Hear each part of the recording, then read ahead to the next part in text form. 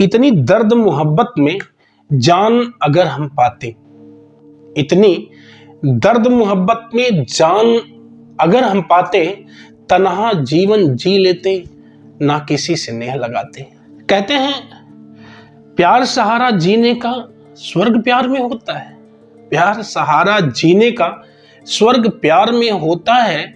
जब बिछड़े प्यार में पागल प्रेमी क्यों खून के आंसू रोता है। जब बिछड़े प्यार में पागल प्रेमी क्यों खून के आंसू रोता है। मोहब्बत में दर्द होता है, लेकिन एक ऐसी कहानी जो वास्तव में लगता है कि अजब सी पीड़ा है। जब प्यार को पाने के लिए कोई प्रेमी जोगी बन जाता है, फकीर बन जाता है और अपनी प्रेमिका के इर्द गिर्द अपना लगभग जीवन गुजार देता है सिर्फ उसे पाने के लिए।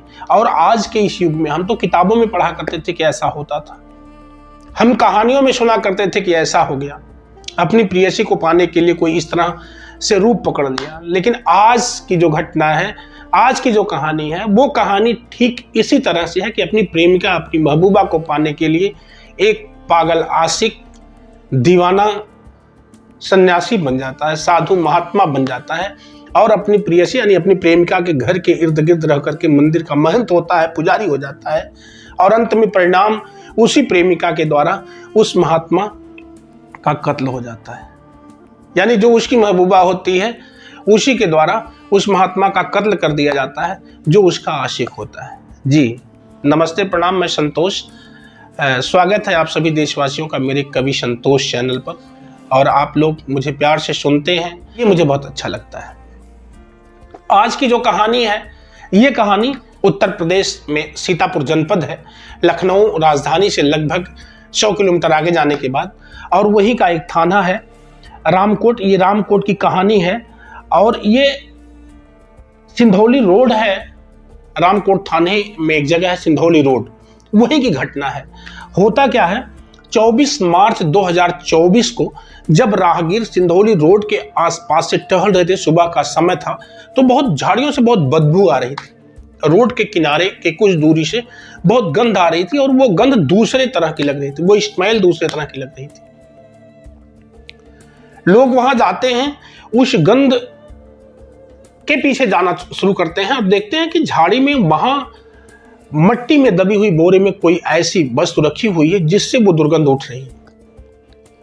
और करीब जाते हैं, देखते हैं तो बोरा आधा, मतलब जो बोरी है वो आधी मट्टी में दबी हुई है, आधी बाहर है। तो लोगों को संदेह हुआ और जो कंडीशन उसकी थी उसमें काफी कचरा लगा हुआ था, खून लगा हुआ था। लोगों ने पुलिस को फोन किया और जब पुलिस को फोन किया, पुलिस मौके पर पहुंचती है। रामकोट थाने की पुलिस जब वहां पहुंचती है तो मामले की जांच करती है, देखती है तो एक बोरी को खोला जाता है तो एक उसमें लाश है और वो लाश किसी संत की लाश है। बड़ी बड़ी दाढ़ी है, उम्र लगभग 48-50 का है। और वो संत देखते ही देखते लोगों, ये जंगल के आग की तरह से बात पूरे क्षेत्र में फैल जाती है। अरे ये तो बाबा मनीराम दास जी हैं, ये बाबा मनीराम दास जी की लाश है। कैसे हो गया इतनी बड़ी घटना, इस घटना को अंजाम किसने दिया। मामला संदिग्ध होने लगता है।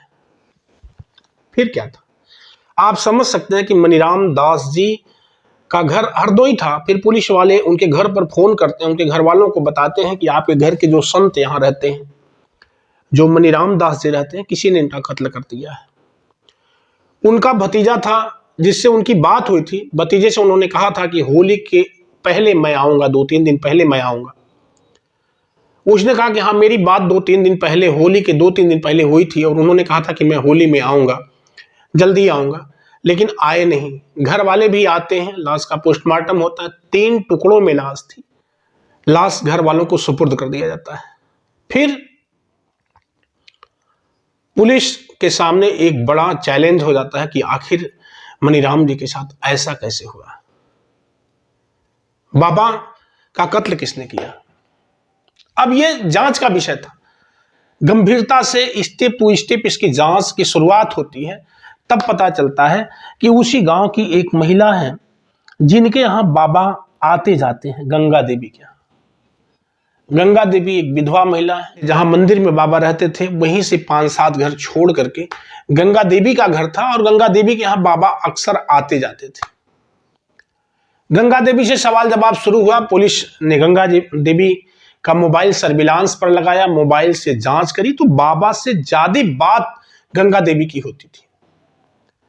अब यह सवाल खड़ा होता है कि यह 40-42 वर्षीय महिला गंगा देवी आखिर मनीराम दास जी से क्यों बात करती थी? क्या संबंध थे इसके मनीराम दास जी से?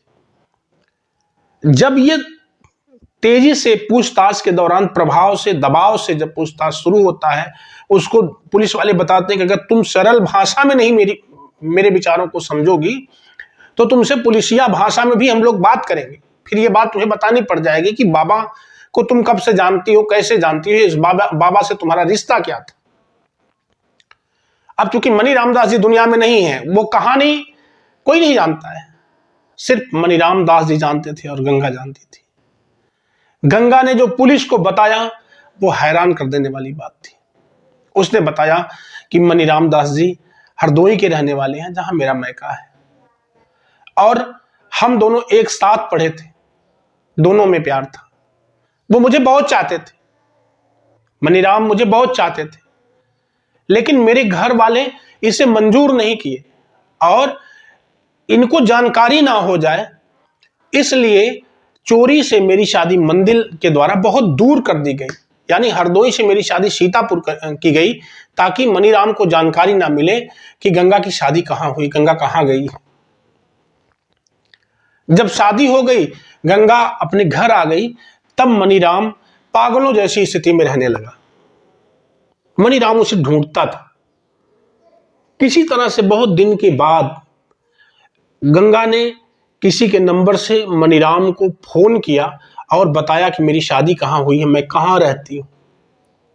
फिर क्या था, मनीराम जैसे जान पाया कि मेरी गंगा सीतापुर थाना रामकोट के अंतर्गत रहती है, मनीराम वहां आ जाता है, तलाश करता है। धीरे धीरे एक मंदिर मिल जाती है और उसी मंदिर में बतौर महंत मनीराम वहां मंदिर की सेवा करने लगता है, रहने लगता है और अपनी गंगा को पाने के लिए वो महात्मा साधु बन जाता है। समय गुजर रहा है लेकिन गंगा के ऊपर कुछ प्रकृति नाराज हुई, कुछ ईश्वरीय आपदा आई और उसके हस्बैंड की डेथ हो गई। उसके पतिदेव दुनिया में नहीं रहे। जब उसके पति नहीं रहते हैं तब 2 बेटा 1 बेटी। बड़ा बेटा सोनू, गंगा के पास 3 बच्चे हो गए। गंगा के पति है नहीं, अब अनाथ बच्चे, गंगा भी विधवा, बच्चों को पाले तो कैसे पाले। लेकिन मनीराम पूरे गांव से भीख मांगने लग गए, खाने लग गए, रहने लग गए, लोगों के यहां आना जाना, पूरे गांव में एक परिचय मनीराम ने क्रिएट करी, बनाई। उसी कड़ी में मनीराम गंगा के यहां भी आना जाना, उठना बैठना, बच्चों से तालमेल बनाना और गंगा को संभालना। धीरे धीरे गंगा को पीछे से सपोर्ट करने लगे मनीराम, और ये बात गंगा के दोनों बेटे और बेटी भी जान लिए कि हाँ ये आते जाते हैं, मम्मी से इनकी पहचान है, जहां मामा का घर है वहीं के रहने वाले हैं बाबा जी। लेकिन और कोई बात तो जानता नहीं कि क्या संबंध कैसे हैं। अक्सर मनीराम जाते थे, गंगा के यहां रुक जाना, खाना पीना खा लेना, रात भी रुक जाना, यह क्रम चलने लग गया। अब देखिए समय, बेटा सयाना हो गया है, सोनू 24-25 साल का हो गया। गंगा के यहां शादी आती थी तो गांव वाले बिगाड़ देते थे। ये कह करके बिगाड़ते थे कि गंगा के संबंध बाबा से है। ये चर्चा होने लगी, भाई मोहब्बत है, प्यार है तो निश्चित तौर पर कुछ ना कुछ तो गंदगी समाज में फैलेगी। कहते हैं खैर खून खांसी खुशी बैर प्रीत मत बन। खैर खून खांसी खुशी बैर प्रीत मत पान, रहीमन दाबे ना दबे जाने सकल जान। ये दबने की चीज नहीं रह जाती और चर्चा होने लग जाती है कि बाबा गंगा के यहां बहुत आते बैठते हैं, एक चर्चा बनी। तो बेटे की शादी में व्यवधान आने लग गए। सोनू की शादी के लिए जब कोई आता था तो इनके प्रीत की चर्चा होने लग जाती थी, शादियां टल जाती थी। गंगा परेशान, मना भी करती तो मनीराम मानते नहीं। अब इसके बाद किसी तरह से शादी तो हो गई सोनू की, जब सोनू की शादी हो गई तब बहू घर में आ गई। अब बहू आ गई, सोनू बाहर कमाने चला गया, बहू है घर में। मनीराम का आना जाना उसी तरह से है। कभी कभार गलत तौर तरीके से गंगा के साथ मनीराम पेश आ जाते हैं, बहू की निगाह पड़ जाती है। बहू ने यह बात सोनू को बताई। सोनू जब जान पाया तो गंगा को फोन किया, यानी अपनी माँ को फोन किया। तो माँ ने कहा कि बेटा बहुत समस्या है, बहुत परेशानी है, ये मानते नहीं, चले आते हैं, मैं मना करती हूँ, लेकिन कोई ना कोई रास्ता निकालना पड़ेगा, तुम समझो, जो समझो वो बताओ। फिर क्या था, ये पुलिस वालों को गंगा बता रही है। अब रास्ता निकाला गया गंगा के द्वारा और सोनू के द्वारा। ये लोग मिल करके और मनीराम का कत्ल करते हैं। 3 टुकड़ों में मनीराम को काट करके बोरी में भरता है सोनू, और रात में ऑटो पे लोड करके ले जाता है जंगल में, घर से 3-4 किलोमीटर दूर। वहां दफन करना चाहता, लेकिन डर है, भय है, उल्टा सीधा करके चला आता है। ये खुलासा होता है, गंगा सहित सोनू को जेल होती है और परिवार में दुख बड़ा है, और गंगा का परिवार भी तो दुखी हो गया। देखिए, एक छोटी सी मोहब्बत थी, प्यार था, लेकिन मिसयूज किया गया, गलत तरीके से इसका इस्तेमाल किया गया, और अंतोगत्वा एक जिंदगी निकल के चली गई इस दुनिया से। ऐसी पता नहीं कितनी घटनाएं हम लोगों के सामने आती, पता नहीं कितनी घटनाएं आती, हम लोग देखते भी हैं, लेकिन फिर भी जानी जानी नर करे ढिठाई, बूढ़ा जाए पार ना पाई, तुलसीदास ने कहा था कि हम देखते जानते हैं, लेकिन फिर भी इसी मद में चले जाते हैं, इसी गंदगी, इसी कचरी में चले जाते हैं, और जीवन का अंत दुखद हो रहा है।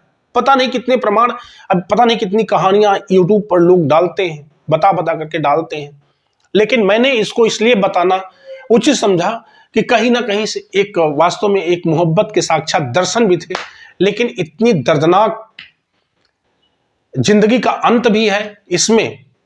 इसलिए बताना चाहा कि इतनी साफ सुथरी मोहब्बत की जिंदगी का अगर इतना दर्दनाक अंत है, तो समझिएगा कि जिसमें चापलूसी है, जिसमें थोड़ा सा स्वार्थ है, फरेब है, और इस तरह का फरेबी प्यार है, वहां कितना खतरनाक अंत होगा। एक समझौता, एक सजेशन के लिए कहानी हम आप लोगों तक भेज रहे हैं। मुझे भरोसा है कि ये कहानी आप लोग पसंद करेंगे, और ये घटना जो सीतापुर की है, ये हृदय विदारक कहानी है, जो 24 मार्च 2024 की है, बहुत दुखद है, और निश्चित तौर पर 2 लोगों के जीवन का अंत है। समझिए, मनीराम के जीवन का तो पूर्ण अंत है, लेकिन गंगा और सोनू, ये जो दोनों लोग फंसे हैं, इनका जेल में जीवन का अंत होना है। काफी समय तक इनको जेल काटनी पड़ सकती है, क्योंकि गुनाह को कबूल भी किया है और किया भी है। इन्हीं चंद शब्दों के साथ अब आप लोगों से हम विदा लेते हैं। जय हिंद, जय भारत। आपका संतोष।